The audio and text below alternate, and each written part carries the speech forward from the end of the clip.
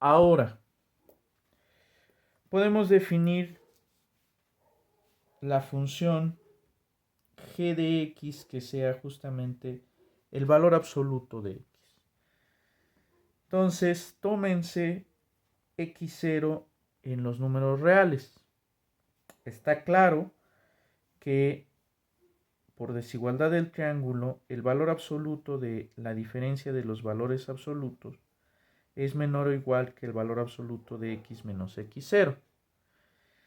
Si nosotros esperamos que esto sea menor que epsilon, tomamos delta igual a epsilon y entonces lo que estamos demostrando es que g es continua en x0, pero como x0 es arbitraria, un número real arbitrario, esta función es continua en todo R. Así, aquí, bueno, me faltó en el inciso anterior, me faltó decir que g tiene que ser continua para que esta función sea continua en A. Eso me faltó decirlo. Pero bueno, en este caso g es continua en todo R. Si digamos f es una función definida de aquí en R, f que pertenece al conjunto de funciones continuas sobre A, entonces la composición f seguida de g pertenece al conjunto de funciones continuas sobre A. Entonces, este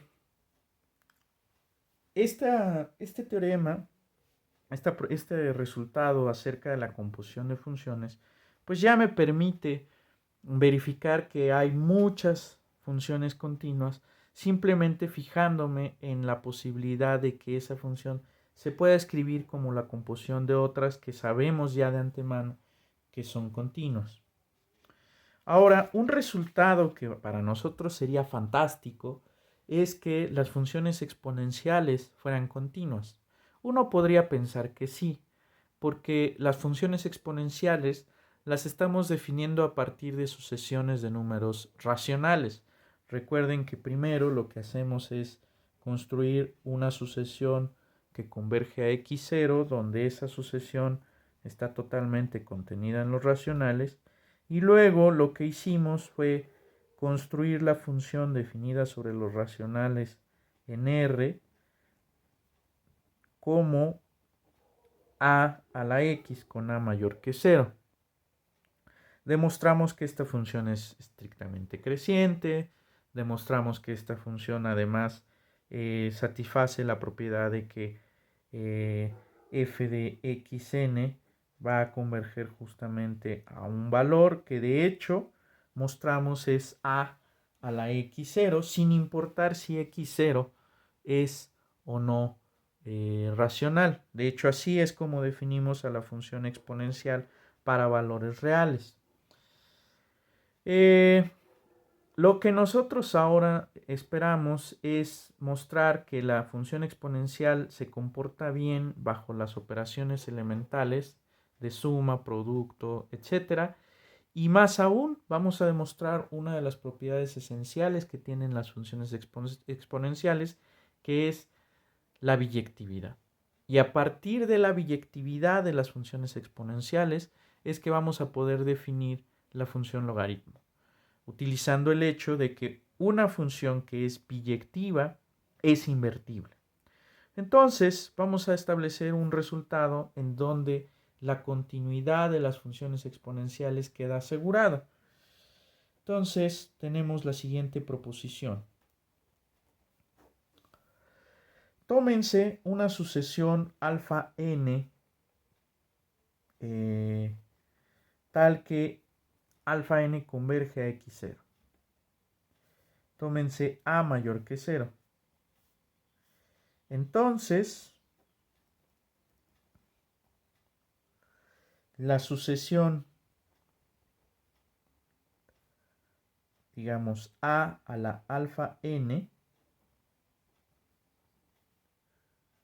converge a la x0. nótese que estos números existen gracias a la definición que hemos construido en sesiones anteriores. Demostración. Entonces tomemos en principio a mayor que 1. Entonces considérese justamente la sucesión de racionales utilizada para definir, digamos, a la x0. Ojo, ¿qué significa esto? Acuérdense que el símbolo a la x0 no es otra cosa más que el límite de la sucesión, en este caso a la Rn.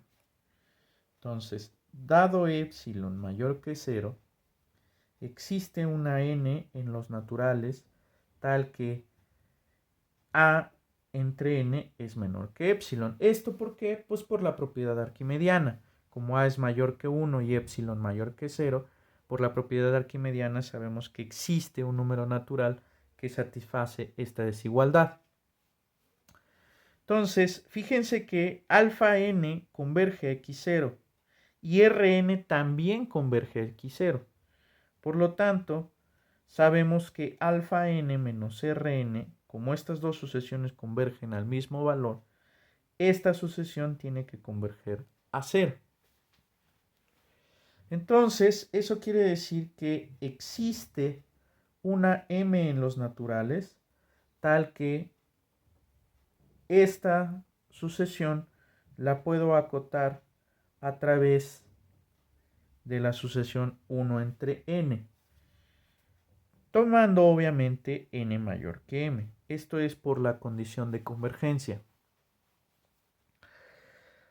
Ahora, esto está padrísimo porque ahora ya sabemos que los valores 1 entre n y menos 1 entre n son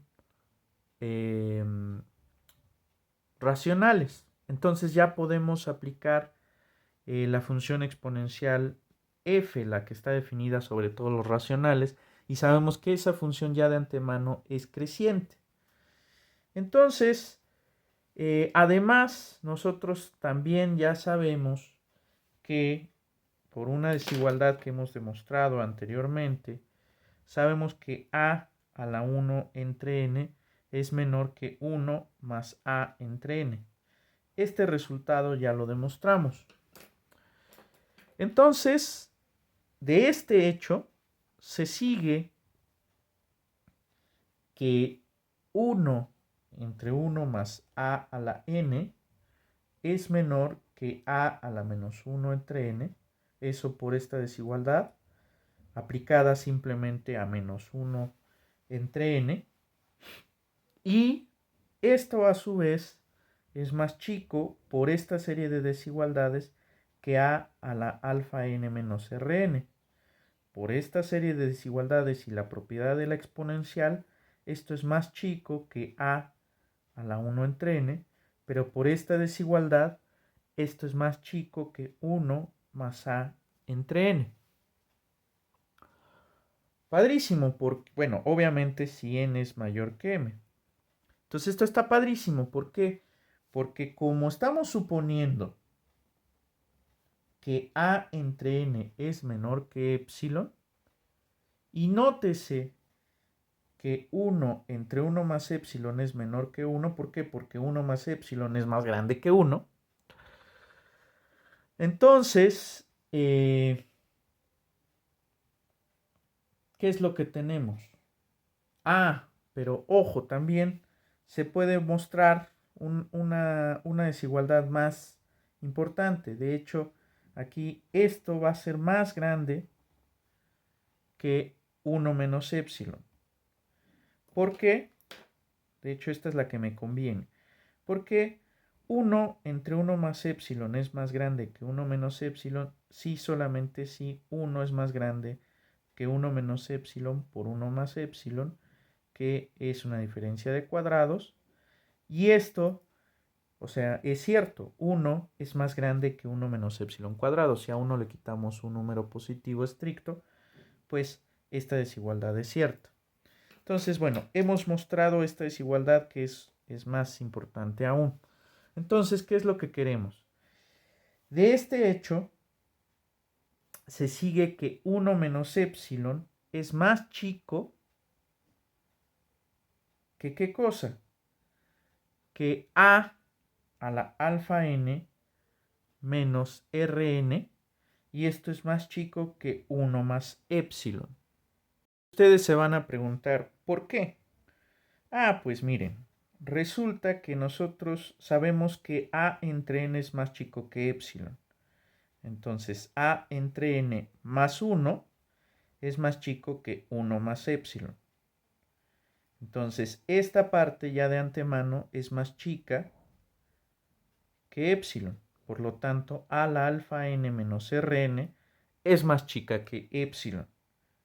Perdón, que 1 más epsilon. Me faltó el 1 aquí. Entonces, esto es más chico que 1 más epsilon. Si esto es más chico que 1 más epsilon, esto es más chico que 1 más epsilon. Ahora, si esto es cierto, entonces volteamos y al voltearlo, volteamos la desigualdad.